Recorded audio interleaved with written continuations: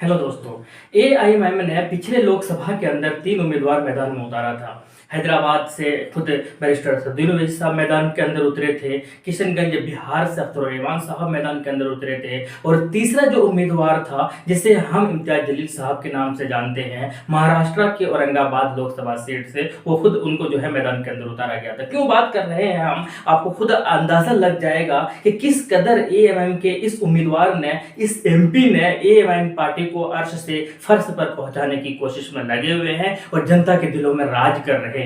तो बेसिकली जब काउंटिंग हो रहा था 2019 के अंदर लोकसभा चुनाव का परिणाम आ रहे थे, काउंटिंग जारी था, तो बैरिस्टर असदुद्दीन ओवैसी साहब जो हैदराबाद से उम्मीदवार थे, उनकी तो एक धमाकेदार जीत हुई, रिकॉर्ड तोड़ जीत हुई और 2,83,000 के वोटों से यह है उनकी जीत हुई। और शायद इतने ज्यादा वोटों से बहुत कम लोग हिंदुस्तान के अंदर जीतते हैं या जीतते हुए आ रहे हैं। इसके अलावा जब किशनगंज के लोकसभा सीट पर जब परिणाम डिक्लेयर हुआ, तो उस वक्त तीसरे नंबर पर रहे अख्तर रहमान साहब, लगभग 2.25 लाख वोट लाकर जो है तीसरे नंबर पर रहे। फाइट उन्होंने भी जबरदस्त की। लेकिन जब तीसरे उम्मीदवार की काउंटिंग हो रही थी, जब औरंगाबाद जो लोकसभा सीट का जो गिनती हो रही थी, उस वक्त जो है इम्तियाज जलील साहब खुद बताते हैं कि जब मैं पीछे हो गया, हालांकि वो आगे चल रहे थे काउंटिंग में, और उसके बाद जब वो पीछे हो गया तो उन्हें लगा कि शायद अब हम जो है यहाँ से बहुत मुश्किल से हम जीत सकते हैं, क्योंकि जो जिनके सामने वो खड़े हुए थे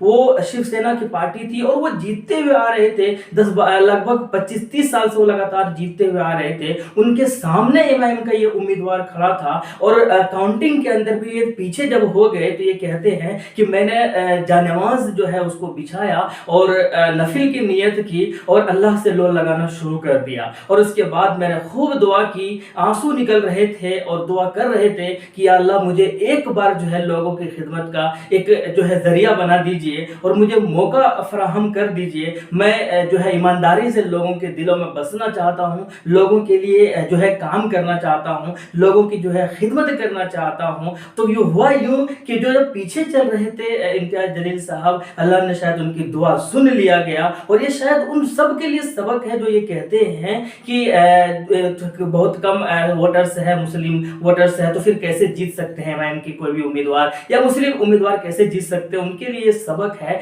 फिर अल्लाह ने शायद उनकी दुआ सुन लिया और फिर हुआ ये कि 4400 वोटों से जो है उनकी जीत हुई और इतिहास रचते हुए एमआईएम पार्टी ने दूसरे एमपी को जो है संसद के अंदर भेजा। तो बेसिकली हम बात ये कर रहे हैं कि एआईएमआईएम के ऊपर ये उंगलियां और ये निशाना बनाया जाता है, एलिगेशंस लगाए जाते हैं, इनके ऊपर जो है इल्जाम लगाया जाता है कि इनके उम्मीदवार जो है मैदान के अंदर इसलिए उतरते हैं क्योंकि ये चाहते हैं कि बीजेपी की जीत हो और दूसरी पार्टी की हार हो, और मैदान के अंदर उतरकर बीजेपी को सपोर्ट करते हैं इनडायरेक्ट वे में। लेकिन और दूसरा ये इल्जाम लगाते हैं उनके पार्टी को, एमआईएम पार्टी को, कि ये जो पार्टी है ये मुसलमानों की पार्टी है, ये जो पार्टी है ये दंगा भड़काने का काम करती है, ये जो पार्टी है ये सांप्रदायिक जो है भड़काने का काम करती है, ये जो पार्टी है ये सिर्फ मुसलमानों की बात करती है, ये जो पार्टी है ये नफरत उगलते हैं, हिंदुओं के खिलाफ बोलते हैं, हिंदू मुस्लिम का जो है एक तरीके का लड़ाई या दरार जो है पैदा करते हैं। ये सारे ही इल्जाम इस पार्टी के ऊपर लगाया जाता है। लेकिन जब इम्तियाज जलील साहब जीत के अंदर बाद मैदान के अंदर उतरे, दोस्तों आज देखिए तस्वीरें खुद बयान करती है, ये वीडियो खुद बयान करते हैं कि कितने ज्यादा ये मकबूल हो गए औरंगाबाद के एमपी के रूप में कि हर कोई, चाहे वो हिंदू हो, चाहे वो मुस्लिम हो, चाहे वो किसी भी कास्ट को, हर कोई उनको दुआएं देते नजर आ रहे हैं, हर कोई उनको गले लगाते हुए नजर आ रहे हैं, हर कोई जो है उनको चूमते हुए नजर आ रहे हैं, आशीर्वाद देते हुए नजर आ रहे हैं। और ये करके दिखाया है इम्तियाज जलील साहब ने, और ये उन सारे लोगों को गलत साबित कर दिया जो ये कहते हुए आ रहे थे कि ये मुसलमानों की पार्टी है, ये दंगा भड़काने का काम करती है, ये नफरत उगलने का काम करती है, ये हिंदू मुस्लिम के बीच में दरार पैदा करने का काम करती है। इम्तियाज जलील साहब ने साबित कर दिया कि एआईएमआईएम सही माने में पॉलिटिक्स कैसे करते हैं, लोगों की खिदमत कैसे करते हैं, एक नेता का क्या जो है क्या पर्पस रहता है लोगों के लिए,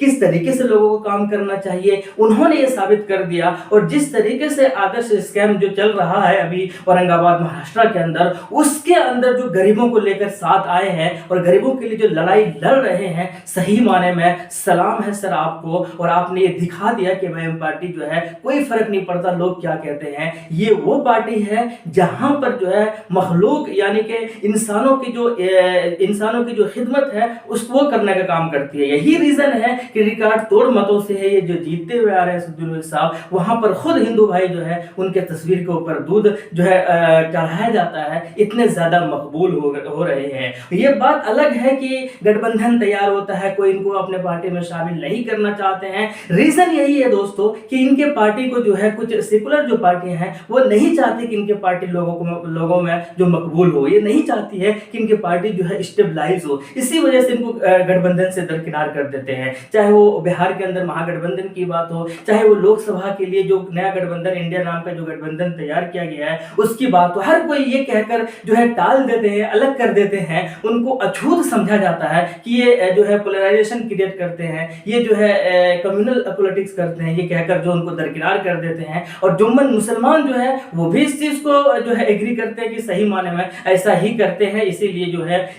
चाहे वो कांग्रेस हो चाहे वो दूसरी पार्टियां हो, जो सेकुलर पार्टियां कहलाती है भारत के अंदर, वो इनको शामिल नहीं करती है। लेकिन इम्तियाज जलील साहब ने ये प्रूफ कर दिया दोस्तों, ये साबित कर दिया है दोस्तों कि ये सारे लोग गलत हैं, ये सारे लोग झूठ बोल रहे हैं, ये सारे लोग मुस्लिम पॉलिटिक्स को जो दरकिनार करना चाहते हैं। इसी वजह से ये जो है वह इनको शामिल नहीं करना चाहते हैं। सिर्फ यही रीजन है और कुछ नहीं। आपको अगर यकीन नहीं होता है, जिसको भी अगर यकीन नहीं होता है, आप चले जाइए या पढ़ लीजिए औरंगाबाद के बारे में, आर्टिकल्स पढ़ लीजिए या वीडियोस देख लीजिए या वहां के लोगों से आप पूछताछ कर लीजिए। आप सबको यही बोलेंगे कि हमारे दिलों में बसते हैं इम्तियाज जलील साहब। और उनका जो ये काम है, उनकी जो ये खिदमत है, इससे ये साबित होता है कि आने वाले जो लोकसभा चुनाव होगा वहां पर इनकी जीत जो है इंशाल्लाह एक तरफा होगी। और होनी भी चाहिए। ऐसे लीडर की जरूरत है दोस्तों जो इंसानों की खिदमत करना चाहती हो, जो इंसानों का जो है दिलों में बसना चाहते हो। ऐसे लोगों की जरूरत है, ऐसे पार्टीज की जरूरत है। जो भी आपको उम्मीदवार नजर आए, जो भी पार्टी आपको लगे कि ऐसा ही खिदमत करना चाहती है, आप उसे जो है बिला झिझक सपोर्ट करना भी चाहिए और करना होगा। तभी जाकर ये देश डेवलप होगा, तभी जाकर जो है इंसानों के जो एक स्टेबलाइजेशन है वो सही होगा, तभी जाकर जो है सही माने में डेवलपमेंट का काम होगा।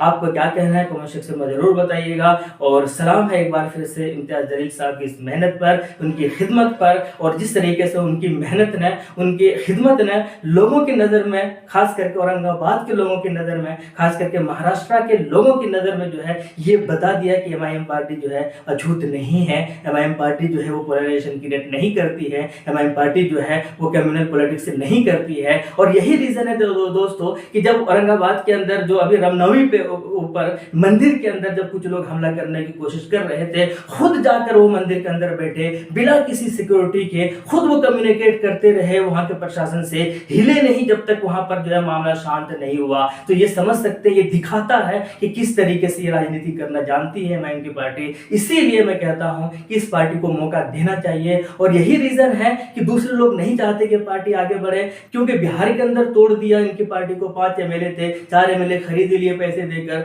ऐसा कहा जा रहा है और शायद इसमें सच्चाई भी है, ऐसा लगता भी है। तो नहीं चाहती है लोग कि ये पार्टी आगे बढ़े, मुसलमानों की पार्टी स्टेबलाइज हो। क्योंकि अगर ये लोग चाहेंगे ऐसा तो फिर इनके पास जो वोटर्स है, जिनके वजह से ये जो है राजनीति करते हैं, जिनकी वजह से ये शासन करते हैं, जिनकी वजह से ये जो है सीएम या इनकी पार्टी की सरकार बनती है, फिर वो नहीं बन पाएगी दोस्तों। इसीलिए इनकी पार्टी को दरकिनार किया जाता है, चाहे लोकसभा चुनाव की बात की जाए, चाहे विधानसभा चुनाव की बात की जाए। कमेंट सेक्शन में बताइएगा जरूर कि इम्तियाज जलील साहब की खिदमत आपको कितना पसंद है। और मुझे लगता है कि इस बार उनकी जीत जो है वो यकीनी है और जीतना भी चाहिए, उनका हक भी है।